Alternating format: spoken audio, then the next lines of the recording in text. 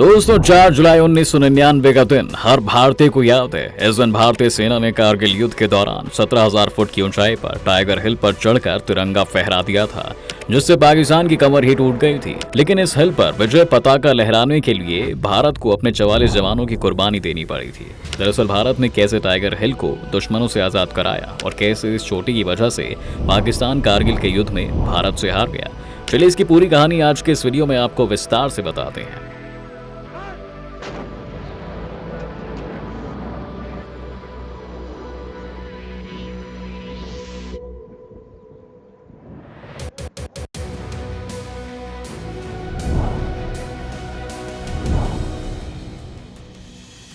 दोस्तों इस कहानी की शुरुआत उस समय से होती है जब 2 मई 1999 को काशी नामग्याल नाम का एक चरवाहा अपने याक को ढूंढ रहा था। उसका एक नवेला याक कहीं खो गया था। इस याक को ढूंढते हुए वो कारगिल की पहाड़ियों पर जा पहुंचा, जहां उन्होंने पाकिस्तानी घुसपैठियों को देखा। उन्होंने अगले दिन जाकर इस बात की जानकारी इंडियन आर्मी को दे दी और कहा जाता है कि याक के साथ पाकिस्तानी घुसपैठियों को देखने वाली घटना को कारगिल युद्ध की पहली घटना माना जाता है, जिसके बाद ही 19 मई को कारगिल युद्ध की शुरुआत हो जाती है। दुश्मन ऊंची चोटियों पर बैठा था और हमारी सेना को खड़ी चढ़ाई पर चढ़नी थी। लेकिन इसके बाद भी दोस्तों तोरलिंग पहाड़ी से लेकर टाइगर हिल तक हर पोस्ट पर हमारे शूरवीरों ने न सिर्फ कब्जा किया बल्कि पाकिस्तानी सैनिकों को मार खदेड़ा। इसी में से एक छोटी टाइगर हिल से भारतीय सैनिकों ने पाकिस्तान को कैसे खदेड़ा, आज बात हम उसकी कर रहे हैं। जब भारतीय सेना को चरवाहे के जरिए पाकिस्तानी घुसपैठियों की जानकारी मिली थी, तब 5 मई को भारतीय जवानों को वहां भेजा गया। इस दौरान भारतीय सेना के 5 जवान शहीद हो जाते हैं। 5 जवानों की शहादत के बाद जंग का ऐलान हो जाता है। ऊंचाई का फायदा उठाकर पाकिस्तानियों ने टाइगर हिल की चोटी पर अपना कब्जा कर लिया। इस पर्वत की ऊंचाई ही इस युद्ध के लिए सबसे खास बन गई थी। यह नेशनल हाईवे 1D के सबसे नजदीक है, जो श्रीनगर को कारगिल से जोड़ती है। यह कारगिल सेक्टर के लिए मेन सप्लाई रास्ता है। अगर किसी दुश्मन ने इसकी चोटी पर कब्जा कर लिया होता तो माना जा रहा था कि उसकी सीधी नजर 56 ब्रिगेड हेडक्वार्टर पर बन सकेगी, जो भारतीय यूनिट का प्रमुख क्षेत्र है। यहाँ पर दोस्तों कब्जा करने से दुश्मन की मार की जद में नेशनल हाईवे का 25 किलोमीटर का क्षेत्र आ जाता है। इससे भारतीय सेना की सप्लाई लाइन पूरी तरह से कट जाती है। इस चोटी से आसपास की बाकी चोटियों पर भी नजर रखी जा सकती है। इसलिए पाकिस्तानी सेना ने इस निर्जन इलाके पर मौसम का फायदा उठाकर यहाँ घुसपैठ करने की योजना बनाई और उसका पहला लक्ष्य टाइगर हिल पर मजबूत स्थिति बनाने की थी। लेकिन भारतीय सेना ने भी पाकिस्तानी सेना की इस स्ट्रैटेजी को भांप लिया और फैसला किया कि टाइगर हिल पर सबसे पहले कब्जा करने से पाकिस्तानी सेना की पूरी योजना धरी की धरी रह जाएगी। क्योंकि ये सबसे मुश्किल काम था, इसलिए पाकिस्तानी सेना ने भी सोचा नहीं था कि भारत ऐसा कदम उठा लेगा। टाइगर हिल नॉर्थ से साउथ तक 1000 मीटर और वेस्ट से ईस्ट तक 2200 मीटर के क्षेत्र में फैला हुआ था। पाकिस्तानी सेना की 12th नॉर्दर्न लाइट इन्फेंट्री की एक कंपनी टाइगर हिल के हिस्से पर तैनात थी और ऊपर से ही भारतीय सेना पर गोले बरसा रही थी। वहां से वह सीधे श्रीनगर, द्रास, कारगिल व लेह के हाईवे पर गोलीबारी कर भारतीय जवानों को नुकसान पहुंचा रही थी। उसके बाद दोस्तों टाइगर हिल को वापस भारत के कब्जे में लेने के लिए इंडियन आर्मी ने एक स्ट्रैटेजी बनाई। इसके जरिए भारतीय हवाई जहाजों ने पहले दुश्मन की लोकेशन का पता लगाया। हवाई जहाज की मदद से भारतीय सैनिकों ने अंदाजा लगा लिया था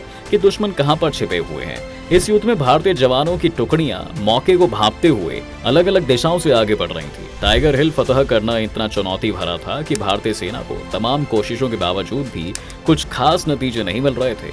तभी 41 फील्ड रेजिमेंट के कमांडिंग ऑफिसर ने तोप के गोले दागने का प्लान बनाया। टाइगर हिल पर सटीक गोले दागने के लिए भारतीय सेना ने बोफोर्स तोप का इस्तेमाल किया था। मोर्टार और मध्यम दूरी की तोप 122 mm multi battle grade launch से दुश्मनों पर हमला बोल दिया गया। जहां एक और थल सेना तोप के जरिए हमला बोल रही थी, तो वहीं इंडियन एयरफोर्स ने भी दूसरी तरफ से पाक सैनिकों पर हमला बोल दिया। हिल पर मौजूद दुश्मनों को भारतीय वायुसेना ने 2 से 3 जुलाई के बीच निशाना बनाना शुरू कर दिया। और इसी बीच दोस्तों 15 मई से लेकर 2 जुलाई तक 8वीं सिख रेजिमेंट के जवानों ने टाइगर हिल की घेराबंदी करके रखी थी। जिसके बाद टाइगर हिल पर विजय पताका फहराने का जिम्मा 18 ग्रेनेडियर को दिया गया। टाइगर हिल के लिए 18 ग्रेनेडियर ने करीब 36 घंटे ऑपरेशन चलाया। इस चोटी की ऊंचाई पर ऑक्सीजन की कमी थी, ये सूखी और पथरीली थी और सीधी चढ़ाई थी।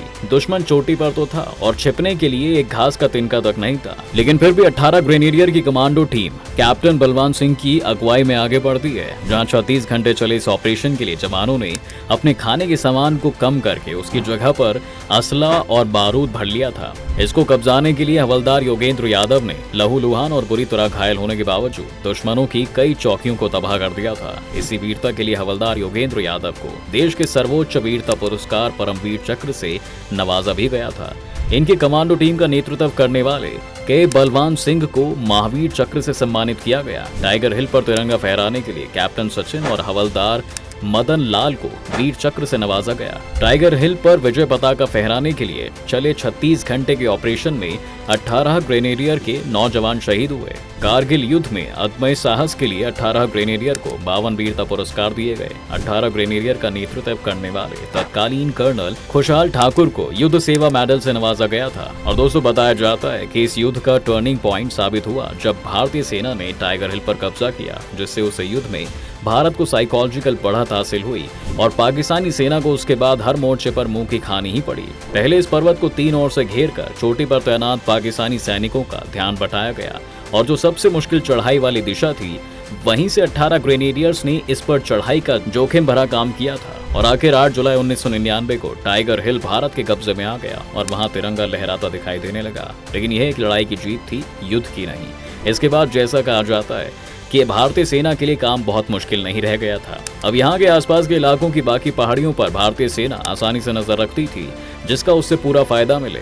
पहले पॉइंट 4965, फिर सादो टॉप, जुलूस पर, ट्राई जंक्शन सभी भारतीय रेंज में आ गए। टाइगर हिल पर फतह के बाद भारतीय फौज ने साउथ वेस्ट रास्ते से आगे बढ़कर दुश्मन को दूसरी चोटियों से भी खदेड़ दिया था। वहीं अगर हम दोस्तों इस पूरे युद्ध के बैकग्राउंड को जाने तो कई हैरान करने वाली चीजों का पता चलेगा। दोस्तों कहते हैं कि इस युद्ध की शुरुआत पाकिस्तान ने भारत के साथ धोखा करके की थी, क्योंकि पाकिस्तान ने कारगिल युद्ध की साजिश उस समय रचनी शुरू की थी जब उस वक्त के प्रधानमंत्री अटल बिहारी वाजपेयी ने दोस्ती का हाथ बढ़ाकर बस से लाहौर गए थे। जी हाँ दोस्तों, पीएम अटल बिहारी फरवरी 1999 को लाहौर पहुंचे, जहां उनका जोरदार स्वागत किया गया। इसके बाद 21 फरवरी 1999 को दोनों देशों के बीच एक समझौता होता है, जिसे लाहौर समझौता कहा जाता है। समझौते के बाद दोनों देशों ने कहा कि हम मिलजुल कर आगे बढ़ेंगे और कश्मीर जैसे मुद्दों को बैठकर आपस में सुलझा लेंगे। अब एक तरफ दोस्तों जहां पाकिस्तान भारत की तरफ दोस्ती का हाथ बढ़ा ही रहा था, तो वहीं उसकी सेना भारत के खिलाफ साजिश रच रही थी। इस साजिश का नाम था ऑपरेशन बद्र। फिर शिमला समझौते के बाद ये तय हुआ था कि कारगिल में जहां सर्दियों में तापमान -30 और -40 डिग्री सेल्सियस चला जाता है, वहां से दोनों देशों की सेना अक्टूबर के महीने से अपनी पोस्ट छोड़कर चली जाएंगी और फिर मई जून में फिर से अपनी पोस्ट पर जाएंगी। जब भारतीय सेनाएं साल 1998 में अपनी पोस्ट छोड़कर जा रही थी, तो पाकिस्तानी सेनाओं ने ऑपरेशन बद्र के तहत अपनी पोस्ट नहीं छोड़ी और पाकिस्तानी घुसपैठिए भारतीय पोस्ट पर कब्जा करके बैठ गए। इस ऑपरेशन के तहत मुशर्रफ का प्लान था कि पाकिस्तानी सेना श्रीनगर लेह हाईवे पर कब्जा कर लेगी, जिससे सियाचिन पर पाकिस्तानी आसानी से कब्जा कर सकते हैं। इसके बाद 26 मई 1999 को ऑपरेशन सफेद सागर लॉन्च किया गया। 27 मई को 2 भारतीय लड़ाकू विमानों को पाकिस्तानी सेना ने मार गिराया। फ्लाइट लेफ्टिनेंट की नचिकेता को पाकिस्तान ने युद्धबंदी बना लिया। वहीं स्क्वाड्रन लीडर अजय आहूजा शहीद हो गए थे। इसके बाद भारत ने स्ट्रैटेजी बदली, लड़ाकू विमानों की जगह हेलीकॉप्टर का इस्तेमाल करने का फैसला लिया। इन हेलीकॉप्टरों ने पाकिस्तानी ठिकानों को निशाना बनाना शुरू कर दिया। इसके बाद भारत ने मिराज विमानों को मोर्चे पर लगाया। मिराज के हमलों से पाकिस्तानी सेना की कमर टूट गई थी। उधर नेवी ने अपना ऑपरेशन तलवार शुरू कर दिया। इसके तहत वेस्टर्न नेवल कमांड और साउदर्न नेवल कमांड ने अरब सागर में पाकिस्तान पर नेवल ब्लॉकेज लगा दिया।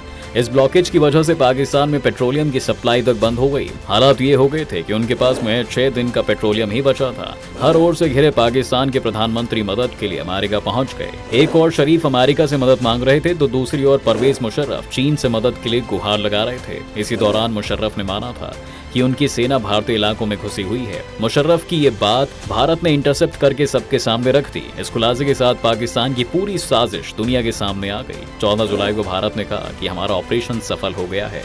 इसके बाद भारतीय सेना ने हर चौकी को पूरी तरह से मुक्त कराया और 26 जुलाई को सेना ने युद्ध खत्म होने का ऐलान कर दिया। दोस्तों 18,000 फीट की ऊंचाई पर कारगिल का यह युद्ध करीब 2 महीने तक चला, जिसमें 527 वीर सैनिकों की शहादत देनी पड़ी। 1300 से ज्यादा सैनिक इस जंग में घायल हुए। वहीं पाकिस्तान के लगभग 1000 से 1200 सैनिक की इस जंग में मौत हुई। भारतीय सेना ने अदम्य साहस से जिस तरह कारगिल युद्ध में दुश्मन को खदेड़ा, उस पर हर देशवासी को गर्व है। करीब 3 महीने तक चले इस कारगिल युद्ध में देश के कई सैनिकों ने अपनी जान गंवाई, लेकिन इस पूरी जंग में टाइगर हिल की सबसे महत्वपूर्ण भूमिका रही है। तो दोस्तों आप क्या सोचते हैं इस मिशन के बारे में? अपनी राय कमेंट बॉक्स में जरूर रखिए। अगर आपको हमारा वीडियो अच्छा लगा हो तो लाइक कीजिए और हमारे चैनल को सब्सक्राइब भी जरूर कीजिए।